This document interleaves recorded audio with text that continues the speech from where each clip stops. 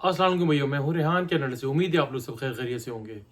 आज का मेरा टॉपिक है कि भैया कि रेफ्यूजीज़ के ऊपर हम बात करते हैं। नॉर्मली जो रेफ्यूजीज़ अक्सर सवाल या लोग यहाँ पर ये करते हैं कि अगर हम यहाँ पर हम पहुँचें तो क्या असाइलम फाइल करने के लिए हमें क्या लॉयर की ज़रूरत पड़ेगी एयरपोर्ट के ऊपर।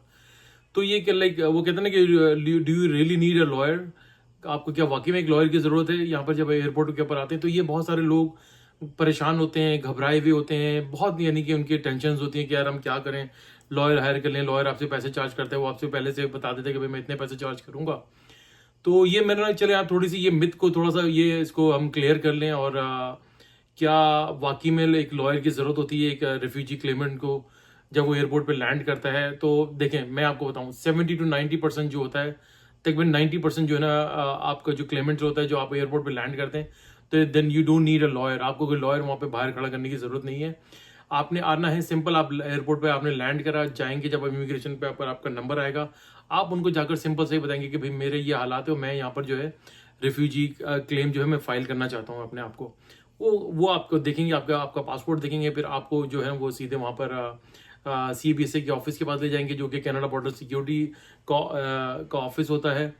और वहाँ पर जाकर आपको वो बिठा देंगे, फिर आपका वो फॉर्म लेकर आएंगे रिफ्यूजी क्लेम का। वो आपका आपसे पूरी डिटेल्स आपसे पूछ लेंगे, क्या आप उसके अंदर सारी चीज़ें बता देंगे कि भाई मेरे क्या हालात हैं, मैं क्यों यहाँ पर आकर रिफ्यूजी क्लेम फाइल कर रहा हूँ, आपके वो प्रूफ्स होने चाहिए।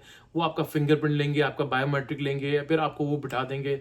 उसके बाद जो है जनाब आपका जो सारा सिक्योरिटी बैकग्राउंड चेक कर लेते हैं, क्योंकि कोई आप कोई लाइक होता है ना कि किसी क्राइम में इन्वॉल्व तो नहीं है, कोई हाई प्रोफाइल किसी भी केस के अंदर इन्वॉल्व तो नहीं है।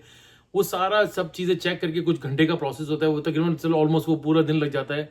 तो जब वो आपको बिठा के रखते हैं, उसके बाद जो है ना वो सारी चीज़ें जब क्लियर हो जाती हैं तो वो आपको एक फॉर्म पकड़ाते हैं। वो साथ में जो है आपका जो है रिफ्यूजी क्लेम का जो फॉर्म होता है वो आपको दे देते हैं। उसके बाद वो फिर आपसे पूछ लेते हैं कि भाई आप यहाँ पर आपके कोई जानने वाले हैं या कहीं आप स्टे करेंगे तो हम आपका कॉरेस्पॉन्डेंस एड्रेस वहाँ पे कर लेंगे। तो उसके अंदर दो चीज़ें होती हैं, अगर आपके पास कोई कॉरेस्पॉन्डेंस एड्रेस है और या आपके कोई जानने वाले हैं जिनके पास आप जाके ठहरेंगे, तो वो वहाँ पे वो कॉरेस्पॉन्डेंस वो वहाँ से आपका शुरू हो जाएगा। लाइक कुछ अरसे के बाद आपको लाइक कोर्ट से जो रेफ्यूजी बोर्ड से होता है यहाँ से वो लेटर आपके पास आना शुरू हो जाएगा।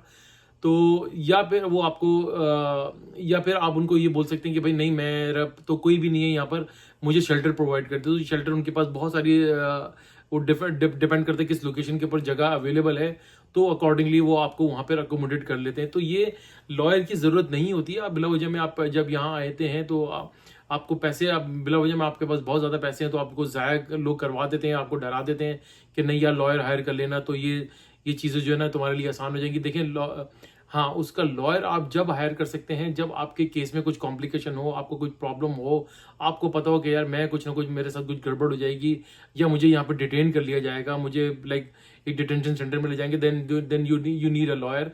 फिर आपको जब लॉयर की एक ज़रूरत पड़ती है, एक अदद लॉयर की जो आपके केस को लेके चल रहा होता है, फिर वो आपको बाहर निकाल के ले आता है। फिर उसके बाद जो है आपका रिफ्यूजी जो है करवा देता है। एडवांटेजेस देखें उसके ये होते हैं, मैं एडवांटेजेस और डिसएडवांटेजेस के ऊपर मैं लेटर ऑन वीडियो करूँगा, लेकिन थोड़े बहुत फ़ायदे ये होते हैं कि भाई आपको राइट अवे जो है ना वो शेल्टर मिल जाता है और आपको काफ़ी जो है ना चीज़ें गवर्नमेंट वहीं से प्रोवाइड कर देती है और हेल्थ का आपको कार्ड इशू हो जाता है, ये सब चीज़ें आपको मिल जाती हैं। लेकिन दूसरा, लॉयर से क्लेम करने का फ़ायदा दो चीज़ें होती हैं। एक तो अगर आपने एयरपोर्ट पे फाइल कर दिया तो आपका वहीं के वहीं सारा बैठे के बैठे काम हो जाएगा, अनलेस आपके केस के अंदर कोई कॉम्प्लिकेशन नहीं है और आपकी तैयारी पूरी है, आप अपनी पूरी तैयारी, अपने प्रूफ्स, अपने लाइक जो है सर्कमस्टेंशियल एविडेंसेस और जो आपके हालात हैं, जिन हालात से गुजर कर आप यहाँ पहुँचे हैं, ये सब चीज़ें अगर आपको पता है तो वो फिर आप इजीली एयरपोर्ट पे अप्लाई कर सकते हैं। फिर वो अगेन आपको वकील की ज़रूरत नहीं होती है।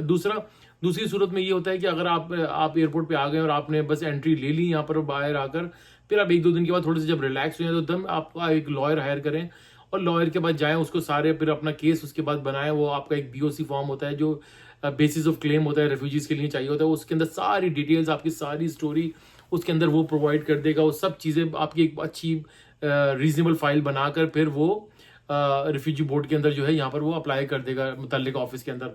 फिर वो लाइक लॉयर के ऑफिस के थ्रू ही आपका सारा केस जो है वो चलता रहेगा।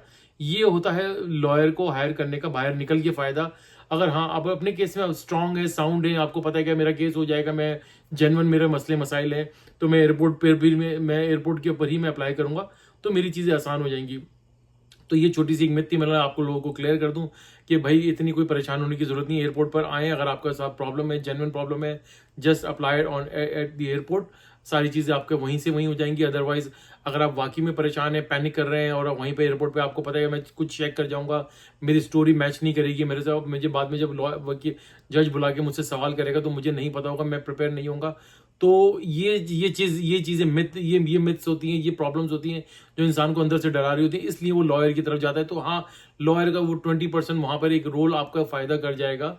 अगर आप बाहर निकल के अप्लाई करते हैं और आपने एक लॉयर हायर कर लिया, वो आपको आपकी प्रिपरेशन करा देगा, उनको बहुत एक्सपीरियंसेस होते हैं। अदरवाइज लॉयर की कोई ज़रूरत नहीं होती, आपका केस स्ट्रॉन्ग है, आपका वैसे ही केस फाइल हो जाएगा और आपका केस चलता रहेगा। तो इंशाल्लाह ताला नेक्स्ट व्लॉग में मैं जो है आपको बताऊंगा रिफ्यूजी क्लेम करने के फ़ायदे और नुकसान, एडवांटेजेस एंड डिसएडवांटेजेस। तो उसके ऊपर हम अगला व्लॉग करेंगे, तो उसके ऊपर फिर मैं आपसे दोबारा बात करूंगा।